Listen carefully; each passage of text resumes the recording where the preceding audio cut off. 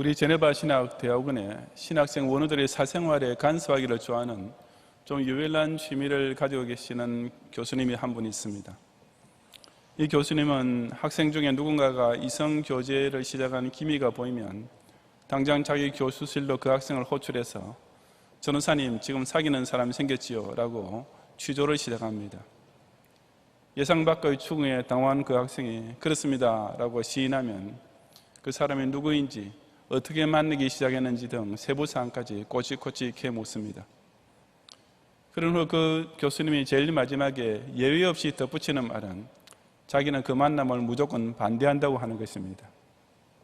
하지만 제가 알기로 지금까지 그 교수님이 반대했던 만남마다 열이면 열다 결국 결혼까지 골인하고 지금 우리 교회 부교육자로 잘 섬기고 있으니까 나는 이 교제 반대일세라는 그 말이 아무 효력이 없었던 것은 분명합니다.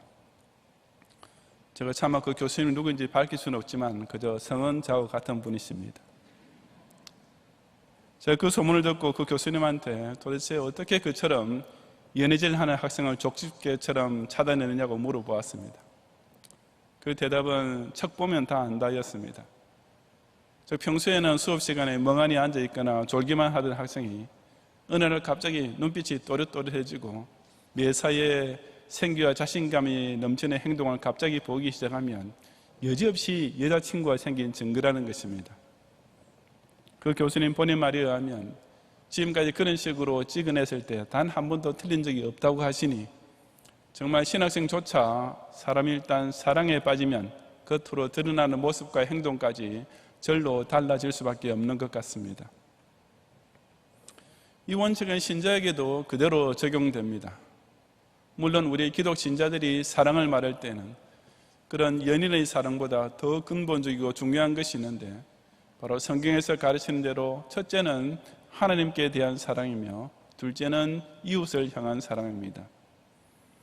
그리고 이 두 가지 사랑의 심령에 간직한 신자는 그에 대한 증거가 밖으로 드러나게 되는 것입니다. 이 시간 저는 먼저 하나님을 사랑하고 그로 인하여 절로 이웃을 사랑하게 되는 성도의 신앙생활에서 반드시 나타나는 모습이 무엇인지를 함께 참고해 보고자 합니다. 첫째, 하나님을 사랑하는 신자는 지식을 통달하고 행위에 대해 자유하게 됩니다. 1절부터 3절까지 함께 봉독하겠습니다. 우상의 제물에 대하여는 우리가 다 지식이 있는 줄을 아나 지식은 교만하게 하며 사랑은 덕을 세우느니니 만일 누구든지 무엇을 아는 줄로 생각하면 아직도 마땅히 알 것을 알지 못하는 것이요 또 누구든지 하나님을 사랑하면 그 사람은 하나님도 알아주시느니라. 아멘. 앞서 고린도 교회 교인들은 사도 바울에게 편지를 보내어서 신앙생활에 대한 여러 가지 질문을 했는데 본문은 그 중에 하나인 우상 제물에 대한 질문을 두고 바울이 답변을 시작하는 내용입니다. 여기서 말하는 우상의 제물이란 꼭 제사상에 올랐던 제밥을 가리키지는 않습니다. 당시 고린도 시장에서 일반인에게 매매되던 육류의 거의 대부분이 우상 제물에 속한 것이었습니다. 왜냐하면 식용으로서 얘기 될 짐승은 먼저 신전에 끌려가서 거기서 1년의 우상 종교 의식을 거치면서 도살을 당했고 그 후에 그 고기가 우상 신전 내의 식탁에 오르거나 혹은 시장에 팔려 나왔기 때문이었습니다. 그러므로 고린도시의 일반 정육점에서 팔리던 고기는 따지고 보면 대부분 다 우상 제물이라 해도 과언이 아니었으며 또한 본인이 직접 사 먹지 않더라도 친구나 이웃이나 거래처 사람이 대접하는 식사가 바로 그런 고기로 준비되었을 가능성이 농후했습니다. 그래서 그런 고기를 먹어도 되는지 안 되는지 하는 문제는 초대교회 신자에게 있어서 아주 애매하고도 민감한 상황이었으며 바로 이 문제에 대해 고린도 교회 교인들은 각자 나름대로의 지식을 가지고 왈가왈부했던 것입니다. 사도 바울은 그 질문에 답하면서 먼저 지식은 교만하게 하며 사랑은 덕을 세운다라고 했습니다. 이것이 우상제물 문제에 대하여 사도 바울이 대답해 주는 말의 요지였습니다. 즉 하나님에 대한 사랑이 없는 지식이란 오직 교만이 될 뿐이란 뜻입니다. 그런 교만한 지식보다 먼저 하나님을 진정 사랑하는 마음이 있어야 다시 말해서 하나님께 대한 신앙에 기초한 지식이 있어야 비로소 신자다운 덕을 세울 수 있는 것입니다. 그렇지 않고 만일 누구든지 무엇을 아는 줄로 생각하면 아직도 마땅히 알 것을 알지 못하는 것이라고 했습니다. 그저 신앙생활에 대해 약간의 피상적 지식만 가지고 다 되었다고 생각하는 교회는 정말 모자라도 한참 모자라는 교회입니다. 오바댜 1장 3절에서 너희 마음의 교만이 너를 속였도다 라고 말씀하듯이 정말 알아야 할 것은 아직 모르는 가운데 자기 스스로는 다 알고 있다고 크게 착각하는 사람이 되고 마는 것입니다. 그런 자만과 오만에서 벗어나는 길이 바로 3절의 누구든지 하나님을 사랑하면 그 사람은 하나님도 알아주시느니라는 말씀에서 나타납니다. 아까 1절에서 사랑은 덕을 세운다라고 했을 때 세상 사람들은 모두 다 그 사랑이라는 단어의 뜻을 사람 사이의 사랑으로만 이해할 것입니다. 심지어 기독교인 중에서도 이런 말씀을 대하면 그저 이웃 사랑으로만 직결시키는 선입견을 가진 사람들이 참 많은데 그것은 이 단어의 뜻을 완전히 곡해하는 것입니다. 사랑이라는 단어를 논할 때 적어도 참된 기독 신자라면 그것은 항상 하나님과 자신 사이의 사랑에서부터 시작해야 합니다.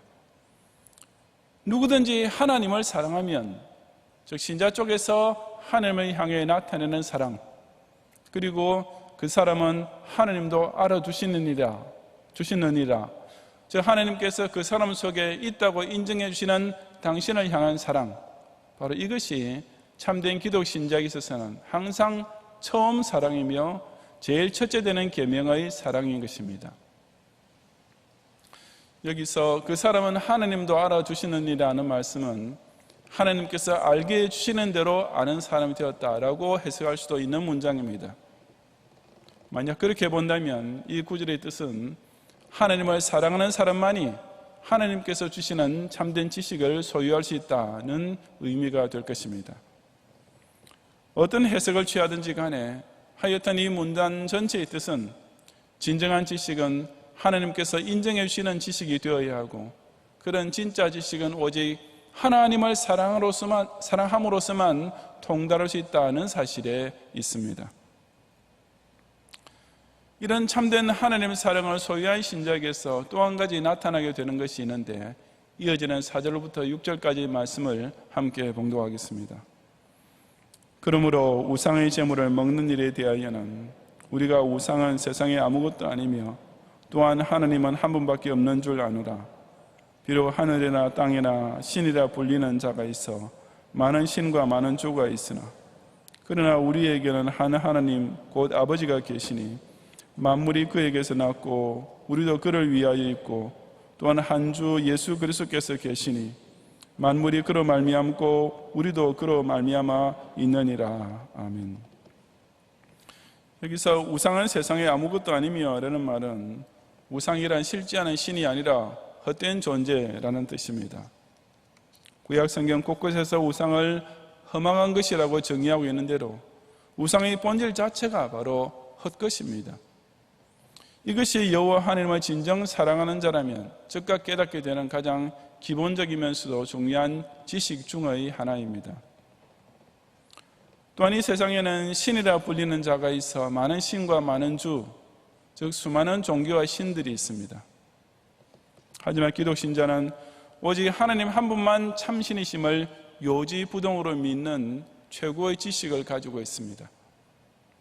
만물이 그에게서 났고 즉 하나님은 만물의 창조주이심을 믿고 하나님은 한 분밖에 없는 줄 아노라고, 즉 그 하나님 위에 다른 신을 결코 두지 않는 유일신 신앙을 고백하는 신령한 지식입니다.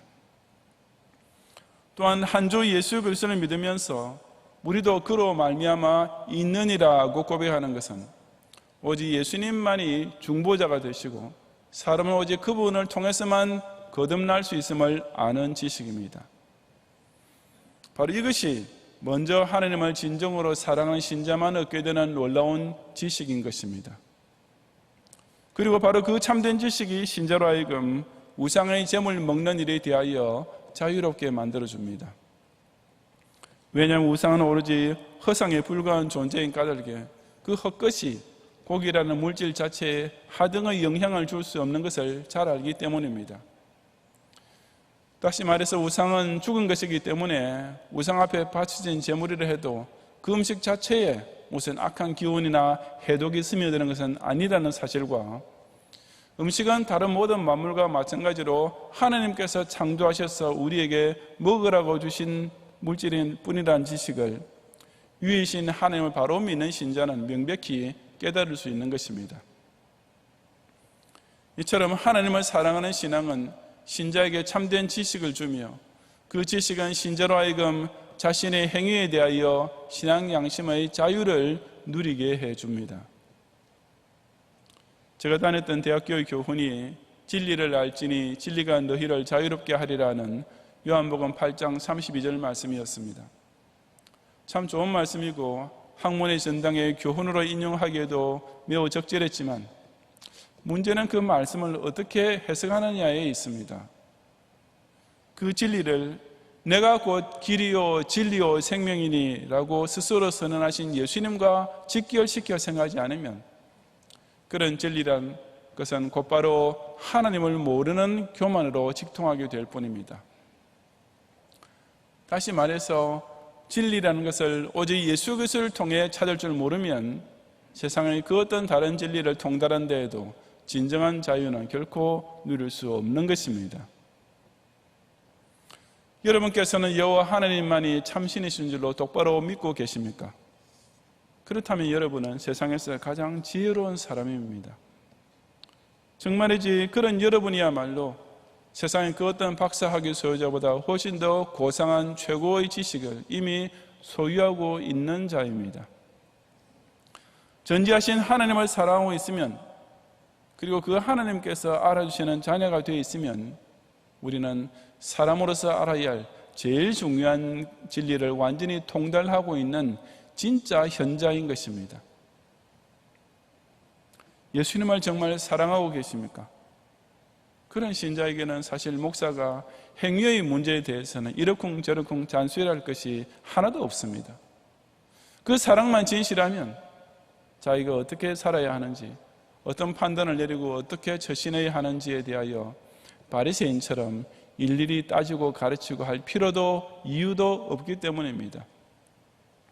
예수 그리스도로 말미암아 이미 중생을 받았고 그 예수님을 닮아가는 성화 과정에 있는 것이 분명한 성도에게 무슨 먹는 일에 대하여 복잡하게 생각할 것이나 자질구레하게 설명할 것이 도대체 무엇이 있겠습니까?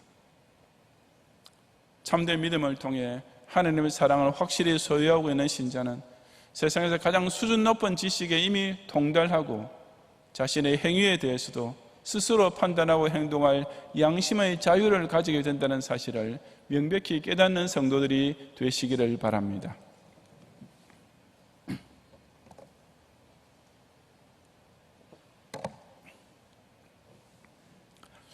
둘째로 형제를 사랑하는 신자는 지식을 두고 겸손하며 행위에 있어서 절제하게 됩니다. 7절부터 9절까지 함께 봉독하겠습니다.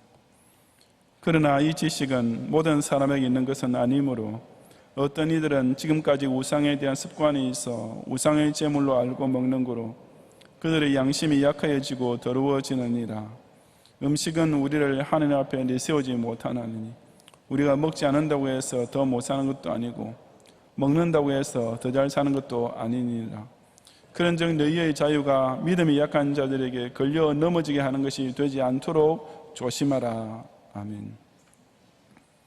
문제는 앞서 언급한 그런 완전한 지식이 없고 그런 완전한 자유를 누리지 못하는 약한 신자들이 지상교회 안에 적지 않게 존재하고 있다는 데에 있습니다. 바로 이 지식은 모든 사람에게 있는 것은 아니므로 라는 말씀이 그 뜻입니다. 그리고 하나님 안에서 지식이 충만하고 행위에서 자유롭게 된 성숙한 신자의 말로 그런 약한 교회에 대하여 특별한 책임을 받은 위치에 있는 것입니다. 그 약한 자들은 지금까지 우상에 대한 습관이 있는 예수님 믿기 전 옛날에 가지고 있던 미신적인 사고방식과 버릇이 교인이 된 후에도 아직 다 없어지지 않은 자들입니다. 그들이 우상의 제물로 알고 먹는다는 말은 그런 약간 신자들이 우상에 바치던 제물을 먹을 때는 그 먹는 고기를 진짜 우상의 것이라고 생각하게 된다는 뜻입니다. 그들의 양심이 약해지고 더러워지느니라는 말은 그들의 연약하고 예민한 양심을 해치고 상하게 만든다는 뜻입니다. 즉, 그런 교인들이 그런 고기를 먹게 되면 자신이 마치 우상과 접촉하고 있는 듯한 느낌을 가지게 되며 그 결과 실제로 본인의 양심에는 거리끼는 행위를 하게 되는 것입니다. 음식은 우리를 하나님 앞에 내세우지 못한다는 말은 쉽게 풀이하자면 우리가 무엇을 먹느냐를 가지고 하나님 앞에서 인정받게 되는 것은 아니다라는 의미입니다. 우리가 먹지 않는다고 해서 더 못 사는 것도 아니고 먹는다고 해서 더 잘 사는 것도 아니다라고 좀 이상하게 번역된 말도 하나님 앞에서는 그런 고기를 먹지 않는다고 손해될 것도 먹는다고 득될 것도 없다는 뜻입니다. 하지만 진짜 문제는 그런 너희의 자유가 믿음이 약한 자들에게 걸려 넘어지게 하는 것이 되는 경우입니다. 너희의 자유란 아까도 말씀드렸듯이 우상은 헛것에 불과하며 음식은 만물의 주인이신 하나님께서 주셨기 때문에 우상 신전을 거쳐온 고기라 해도 아무 양심의 거리낌 없이 먹을 수 있는 자유를 말합니다. 그러나 그처럼 신앙이 좋아서 지식에 통달하고 행위에 자유하게 된 신자의 언행이 때로 약한 신자에게는 걸려 넘어지게 하는 것이 될 수 있다는 사실을 절대 잊지 말아야 하는 것입니다. 계속되는 10절 이하 13절이 바로 그 점에 대해서 설명하고 있는데 다 같이 함께 봉독하겠습니다. 지식 있는 내가 우상의 집에 앉아 먹는 것을 누구든지 보면 그 믿음이 약한 자들의 양심이 담력을 얻어 우상의 제물을 먹게 되지 않겠느냐. 그러면 내 지식으로 그 믿음이 약한 자가 멸망하나니 그는 그리스도께서 위하여 죽으신 형제라. 이같이 너희가 형제에게 죄를 지어 그 약한 양심을 상하게 하는 것이 곧 그리스도에게 죄를 짓는 것이니라. 그러므로 만일 음식이 내 형제를 실족하게 한다면 나는 영원히 고기를 먹지 아니하며 내 형제를 실족하지 않게 하리라. 아멘. 이게 지식 있는 내가 우상의 집에 앉아 먹는 것을 누구든지 보면 이라는 말은 아까 앞에서 설명했던 대로 우상 신전이 일종의 도살장처럼 쓰이고 있던 당시 그 신전 안에 있던 식당에서 신자가 식사를 하게 되는 경우를 가리킵니다. 나중에 고린도전서 10장에 보면 사도 바울은 그런 제물을 우상 신전에서 우상 교도들과 함께 먹는 것은 엄중히 금했습니다. 하지만 시장이나 일반 가정에서 그 음식이 제물인지 아닌지 알 수 없을 때는 아무 상관없다고 밝혔습니다. 그런데 고린도 교회에서 일부 신앙 지식이 있다는 신자들 중에서는 자신의 신앙 양심의 자유를 내세워서 우상의 집에 앉아서 먹는 것까지도 괜찮다고 주장했던 것입니다. 그것은 지식의 측면에서만 볼 때에는 정당화될 수 있겠지만 사랑의 측면에서 볼 때는 중대한 잘못이 있었습니다. 왜냐하면 그런 행위가 믿음이 약한 자들의 양심이 담력을 얻어 죄를 짓게 만들 수 있기 때문이었습니다. 믿음 좋다는 교인들이 자기 딴에는 아무 양심의 거리낌 없이 우상 신전의 식당에서 먹는다 해도 그것을 본 약한 신자들이 그런 모습을 따라서 자기네도 우상 제물을 먹게 되면 원래 그들의 양심에 걸렸던 일을 거리낌 없이 행하도록 부추기는 결과가 되고 마는 것이었습니다.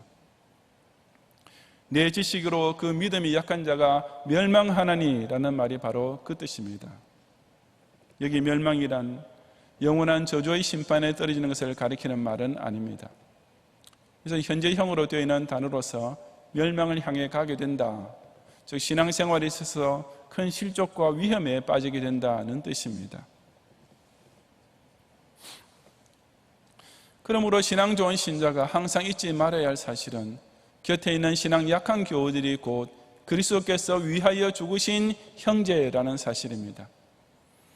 그들은 그리스도께서 위하여 죽으실 정도로 귀중한 존재이며 그처럼 같은 예수님 피를 수혈받았으니 그만큼 사랑해야 마땅한 혈육지간, 즉 영적 형제인 것입니다.